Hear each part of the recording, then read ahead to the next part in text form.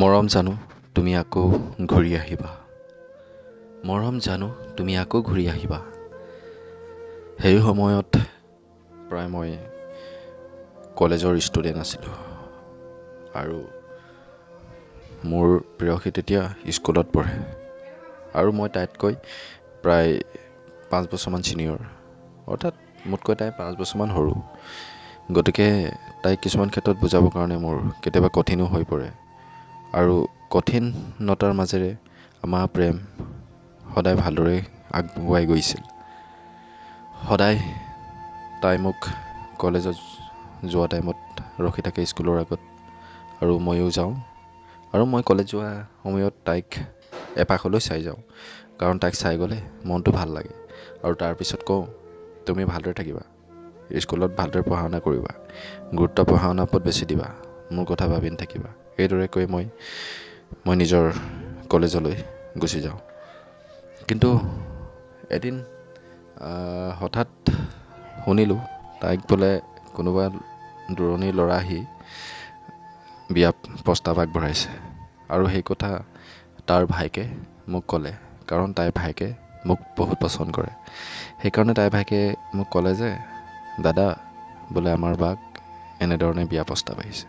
যদি তাইৰ হাতত মোবাইল ফোন নাছিল, তাই মোক বহুতবাৰ লগ কৰিবলৈ চেষ্টা কৰিছিল, কিন্তু মই ভাবিলোঁ এইটো এনেই ধেমালি কৰিছে চাগে ভাইটি, গতিকে মই কথাটো ধেমালি সুৰতে উৰুৱাই দিলোঁ আৰু ভাইকে তেতিয়া অলপ খং উঠিল, যিহেতু নেকি সৰু ল'ৰা, ইমান বুজা শক্তি বা ধৈৰ্য বোলা বস্তু নাথাকে।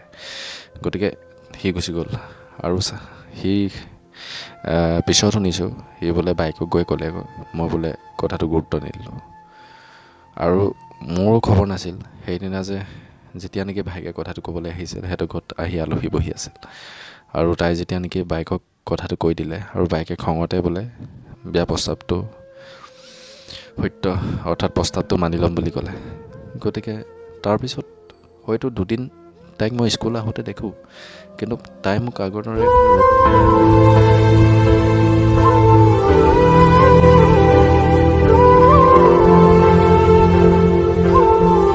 মইতো কথাটো জনা নাছিলোঁ আৰু যেতিয়া নেকি মই তাইৰ লগৰজনীক সুধিলোঁ যে কি কাৰণে তাই এনেকুৱা মোৰ লগত কৰিছে, আৰু তেতিয়া তাই লগৰগৰাকীয়ে ক'লে মোক যে তাইলৈ দূৰণিৰ পৰা চাকৰিয়াল এটা দৰা আহিছে। কথাটো শুনি পেলাই মোৰ কিবা যেন ধুমুহা পৰা বজ্ৰপাত পৰা নিচিনা লাগিল আৰু মই উচপ খাই উঠিলোঁ। কি? এই কথাষাৰটো মোক তাই ভাইকেও কৈছিল, কিন্তু মই ধেমালি বুলিহে ভাবিলোঁ, কথাটো গুৰুত্ব নিদিলোঁ। হয়, কিন্তু মই গম পাইছিলোঁ, তাই ক'লে মই গম পাইছিলোঁ তুমি যে ধেমালি কৰিছিলা, মোক তাইৰ কথা গোটেইখিনি কৰিছিলে, কিন্তু তাই তোমাক চিৰিয়াছলি ল'লে আৰু বিয়া প্ৰস্তাৱটো দি দিলে, যিহেতু নেকি মাক দেউতাক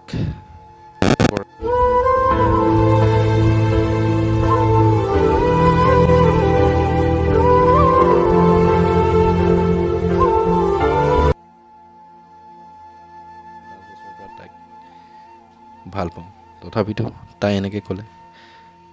কিন্তু তাৰপিছত যেতিয়া নেকি মই কথাষাৰ কাকো বুজাব নোৱাৰা হ'লোঁ আৰু মই কি কওঁ কি নকৰোঁ ক'লোঁ, তাইও লগৰগৰাকী স্কুল গুচি গ'ল আৰু এই কথাখিনি তাইকো ক'লে। তাইতো বহুত কষ্ট পাই আছিল, মই গম পাওঁ, কিন্তু মই যেতিয়া নেকি শুনিলোঁ মই বহুত কষ্ট পালোঁ আৰু কষ্ট পাই মেলি আৰু তাৰ দুদিনৰ পিছতে মই গম পালোঁ যে তাই বিয়া হৈ গুচি গ'ল।